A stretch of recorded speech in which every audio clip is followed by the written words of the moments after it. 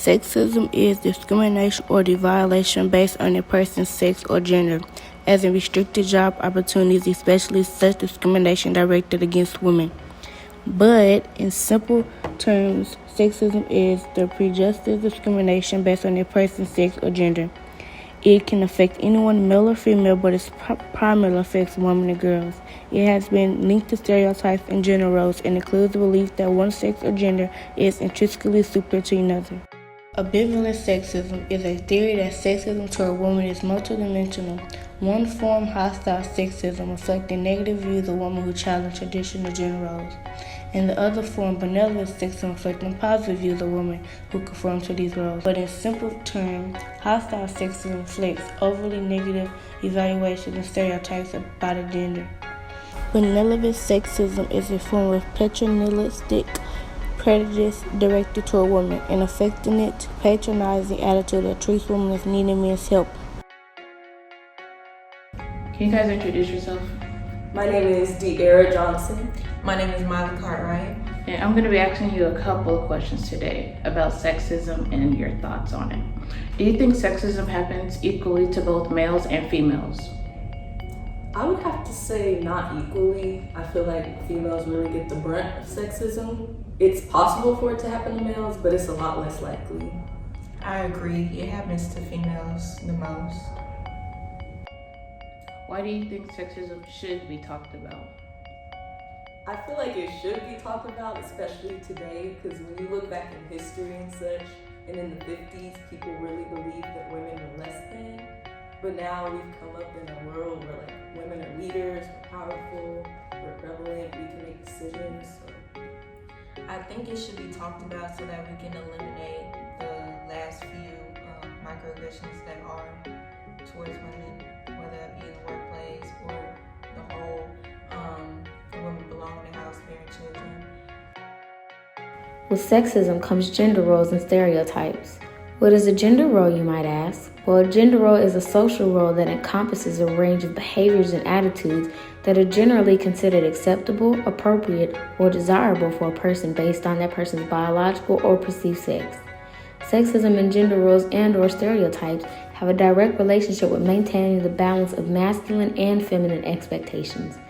Gender roles and stereotypes are identified by these four elements: personality traits, domestic behaviors, occupation, and physical appearance, all which affect men and women but in negative ways.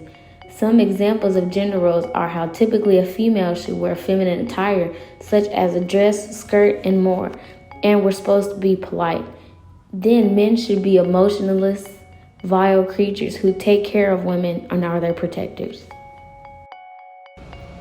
And when you guys introduce yourself first, and then after, the next person will go? Hey, I'm Lisa Dowdy. I'm a photographer and filmmaker. I'm Erica Burnett. I'm the co-conspirator for Women of Color Collaborative. And I'll be asking you a couple of questions today. How do you feel about the double standards / expectations society places on males and females? Oh my gosh. Where do you start on that? Because there's so much that goes with that. Well, in terms of the workplace, I would say being on sets and things like that, I feel like there's kind of a boys club. As long as I've been in filmmaking, I pretty much always kind of worked in the boys club, being like one of the only women on set, or the only woman on set. And then sometimes they would expect more from me and then just let the boys slide on some things. So there's a lot that goes on in the workplace as far as double standards. I think more in terms, I think there are absolute double standards across every aspect of my life that I can think of. But the thing that comes up most importantly in this moment, in speaking about Lisa talking about the workplace, is around the expectations of cutting off the rest of your life. If we think about gender roles in general, and society in general, the roles that men play look very different than the roles that women are expected to play at the family level, at the community level, right? And so then when you think about what happens between 9 and 5 or 8 to 10 or whatever the time frame is, and how the expectations and demands of you as a woman in regards to your family, your household, your health, there are very little concessions made to even the playing field.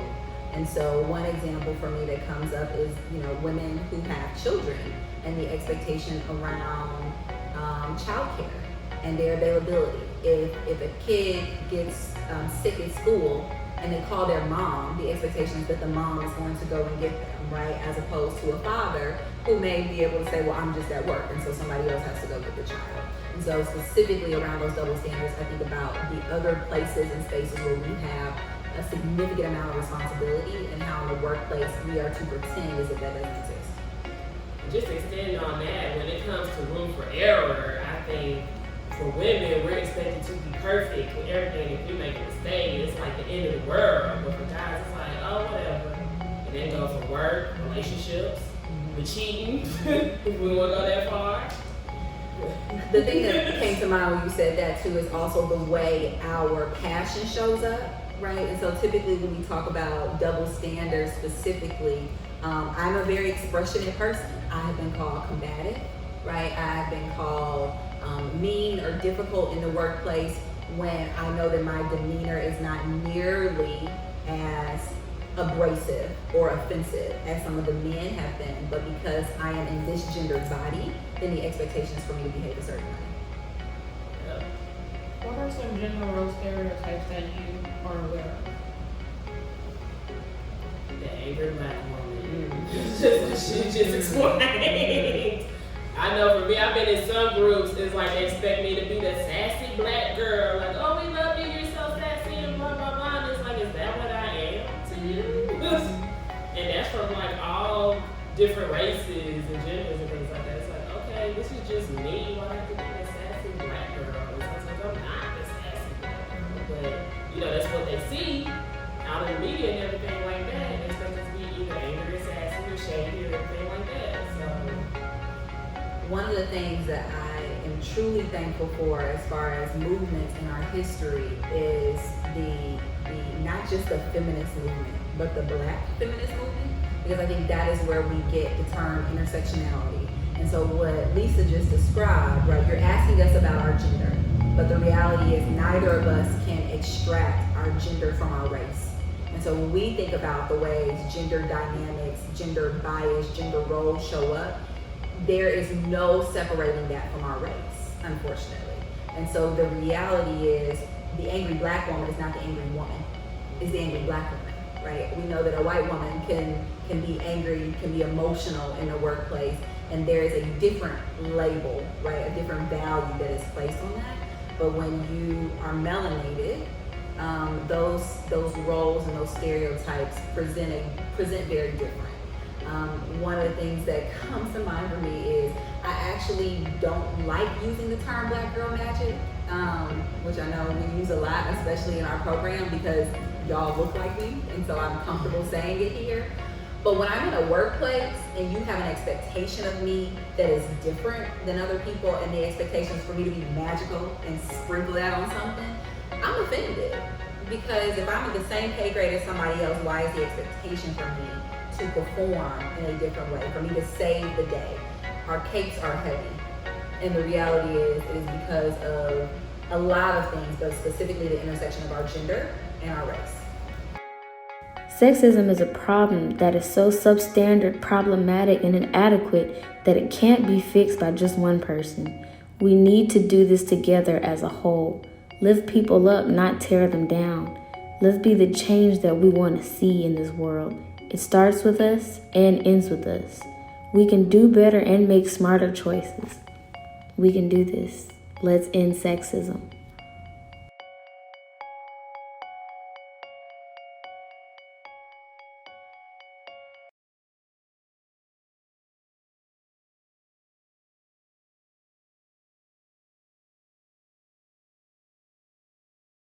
What are some experiences you've had with sexism or sexist comments? One experience that I've had was in the sixth grade when you guys would like carry the table and they would be struggling.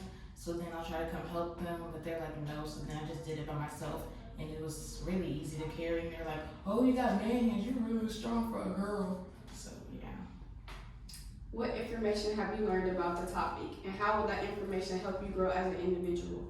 I learned not to necessarily allow people's opinions and judgment on me to kind of like affect my character, because people grow up different, they all have their opinions, but it's kind of your choice whether you're gonna take it in or not, or let it change your character.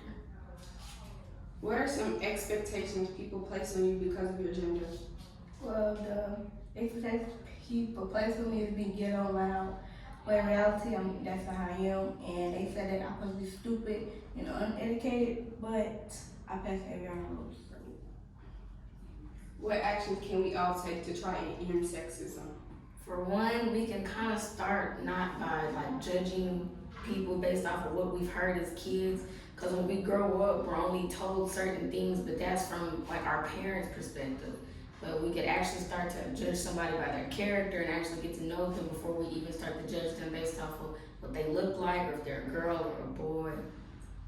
Yeah, that too. Also, by like if something someone says about you makes you feel uncomfortable, say it instead of just like brush it off like they're just trying to be funny. Yeah.